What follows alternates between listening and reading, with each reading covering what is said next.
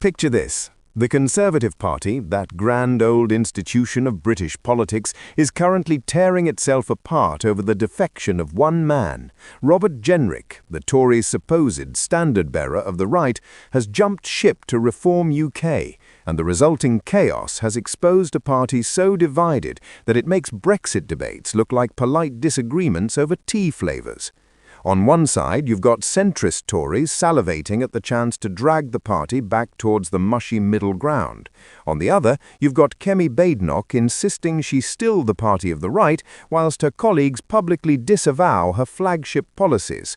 And standing in the middle of this absolute carnage, grinning like the Cheshire Cat, is Nigel Farage, watching his political opponents self-destruct in real time. Quick favour, if you're loving this political bloodbath, smash that subscribe button and hit the bell icon. Over 94% of you haven't subscribed yet. It's free, takes 2 seconds, and helps us keep exposing these Westminster dramas. Cheers if you did. Right, back to the Conservative implosion. So, let's start with the earthquake that triggered this entire mess. Robert Jenrick, who was Shadow Justice Secretary and widely considered the most energetic voice on the right of the Conservative Party, got sacked by Kemi Badenoch and promptly defected to Reform UK. This wasn't just any MP jumping ship. Jenrick was the biggest driving force pushing the Tories to quit the European Convention on Human Rights. He literally resigned from Rishi Sunak's government over this issue and made leaving the ECHR the centrepiece of his 2024 leadership campaign. This was his political identity, his calling card, the hill he was willing to die on politically. And now he's gone, taking that entire agenda with him to reform. The timing of Jenrick's defection is particularly delicious from a political drama perspective. Reform UK held a rally in Jenrick's own constituency, Newark, and Farage was there backstage, absolutely revelling in the chaos he's caused. Speaking to reporters, Farage delivered a political eulogy for the Conservative right that was equal parts celebration and condemnation. He described Jenrick as the standard-bearer of the right of the Conservative Party, the sole standard-bearer on the right, the only one with energy, the only one that understands what social media is, the only one that gets up in the morning and does a day's work. That's not just praise, that's a calculated political hit on everyone Jenrick left behind. Farage is basically saying that without Jenrick, the Tory right is a collection of lazy, out-of-touch dinosaurs who wouldn't recognize social media if it bit them on the backside. But here's where Farage's analysis gets really interesting. He pointed out that Jenrick's approval rating with Conservative home readers was +60, whilst Kemi Badenoch's was +38. Conservative Home, for those unfamiliar, is essentially the voice of the Tory grassroots, the activists and members who knock on doors and deliver leaflets.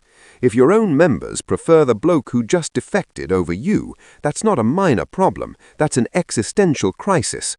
Farage's message is clear. The most popular figure on the Tory right has left, and that means the centrists, the so-called One Nation Tories, are about to retake control of the party. Now let's talk about these centrist Tories, because their response to Jenrick's defection has been nothing short of gleeful. Matthew Parris, a prominent commentator and former Tory MP who's become the unofficial spokesman for wet conservatism, wrote an article suggesting that Badenoch should now offer an olive branch towards men like Kenneth Clarke, Michael Heseltine, David Gauke and Dominic Grieve. Let me translate that from politician speak into English. Parris wants Badenoch to embrace a bunch of pro-EU, pro-establishment figures who represent everything the Conservative membership voted against when they chose her as leader. Kenneth Clarke and Michael Heseltine are absolutely lovely chaps, no doubt, but they're also relics from a completely different political era who never met an EU regulation they didn't want to gold-plate. Theresa May's former Chief of Staff, Lord Barwell, couldn't contain his excitement. He said, as the populists on the right abandon ship for reform, it becomes clearer by the day where the opportunity is for Kemi Badenoch to lead a party of the moderate centre-right. Moderate centre-right, that's code for let's pretend the last 8 years of British politics didn't happen and go back to being Remain-friendly managerial technocrats. Barwell is essentially arguing that as the right wing abandons the Conservatives, Badenoch should lean into that departure and pivot towards voters who probably vote Liberal Democrat anyway. That's not political strategy, that's assisted suicide.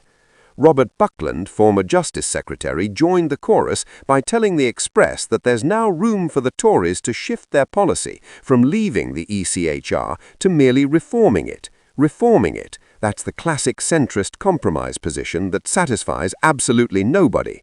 People who want to leave the ECHR don't want reform, they want out. People who support the ECHR don't think it needs reform. So Buckland's position appeals to precisely no one, except other moderate Tory MPs who are desperately searching for a reason to backtrack on commitments they never wanted to make in the first place. Nigel Farage is watching all this unfold with the satisfaction of a chess grandmaster who's just executed a devastating combination. His warning is stark and politically brutal. Robert Jenrick's defection means Reform is now the only party that can be trusted to actually quit the ECHR. He's not wrong, is he? The Conservatives have spent years promising tougher immigration policies, pledging to leave the ECHR, vowing to take back control. And what have they delivered? Absolutely nothing. Record immigration, still in the ECHR, and a growing sense among their voters that they've been completely betrayed. Farage is positioning Reform as the party that will actually do what the Tories only promised to do.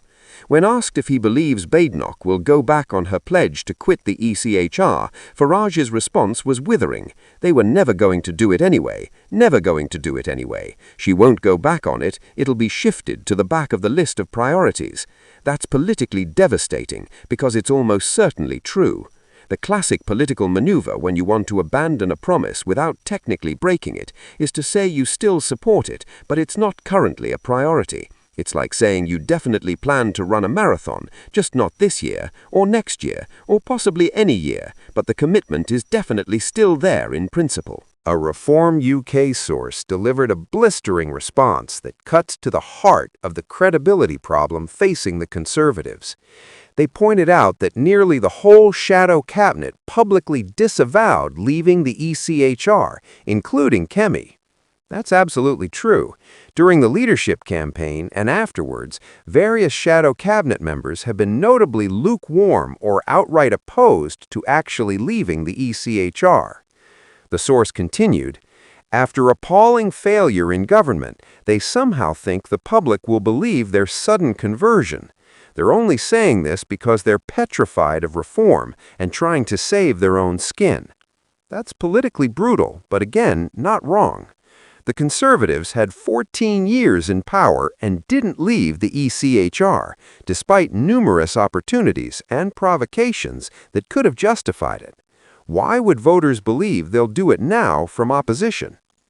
The European Convention on Human Rights has become a totemic issue in British politics, far beyond its actual legal significance. For the right, it represents unaccountable foreign judges overruling British democratic decisions, particularly on immigration and deportation. For the center and left, it represents a crucial bulwark of human rights protections that prevents government overreach. The reality is probably somewhere in between, but in politics, perception matters more than reality. And the perception among many conservative voters is that the ECHR prevents Britain from controlling its borders and implementing the policies they voted for. Jenrick understood this, which is why he made leaving the ECHR his signature issue.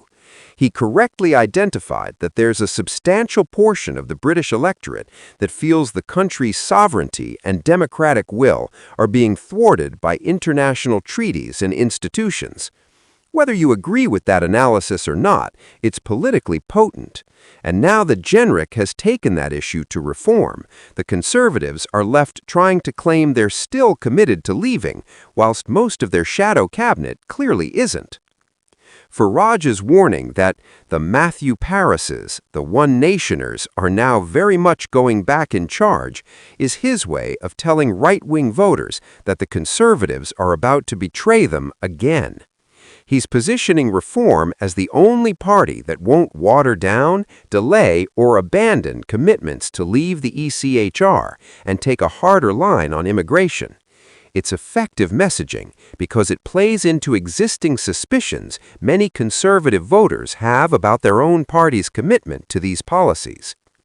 The claim that there will be other defections following Jenrick is particularly ominous for the Conservatives. If Farage is right and other right-wing Tory MPs follow Jenrick to Reform, that doesn't just change the parliamentary arithmetic, it fundamentally reshapes the British right. You'd have a Conservative Party that increasingly represents managerial centrism and a Reform UK that represents populist right-wing politics. That's essentially the political realignment Farage has been working towards for decades. Badenoch's insistence that she remains committed to being the party of the right rings somewhat hollow when her own MPs and former shadow cabinet members are publicly discussing rowing back from right-wing policies. She's trying to hold together a coalition that includes genuine right-wingers who want to leave the ECHR and centrists who think even discussing it is beyond the pale. That's an impossible balancing act, and Jenrick's defection has made it even more unstable. The broader political implications here are fascinating. If Reform successfully positions itself as the real party of the right, the Conservatives face an existential question about their identity and purpose. Do they chase Reform to the right, potentially alienating centrist voters? Or do they pivot to the center, risk losing their right flank entirely to Reform, and end up competing with the Liberal Democrats for essentially the same voters? Neither option is particularly appealing, which is why Badenoch is currently trying to insist nothing has changed, whilst everything clearly has.